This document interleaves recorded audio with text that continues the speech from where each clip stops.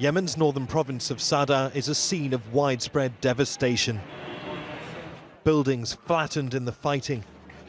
This is a symbolic visit for the British politician Andrew Mitchell.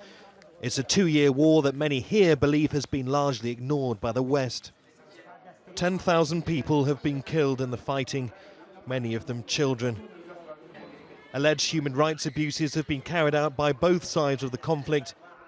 Iran-backed Houthi rebels are accused of diverting civilian supplies, while the Yemeni government in exile and the Saudi-led coalition have implemented a near blockade of land, sea and air, aimed at stopping arms arriving in the country. But it's also affecting food and fuel supplies, leading in some areas to starvation. Mitchell gave this damning assessment of the Saudi coalition's role in the worsening crisis.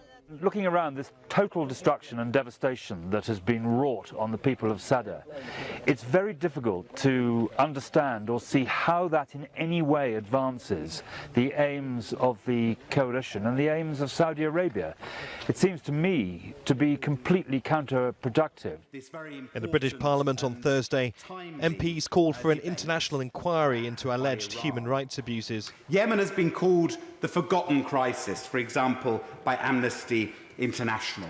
But it's a crisis which surely we cannot ignore. Saudi Arabia remains a close ally of Britain, but it faces mounting criticism too. In December, the UK government was forced to admit that British-made cluster bombs sold to Saudi in the 1980s had been dropped in Yemen. This after the US said it was reducing military support to Saudi Arabia's campaign because of concerns over rising civilian casualties. We asked the Saudis for comment, and we're still waiting for an official reply. The Yemen conflict is a test of Western diplomacy.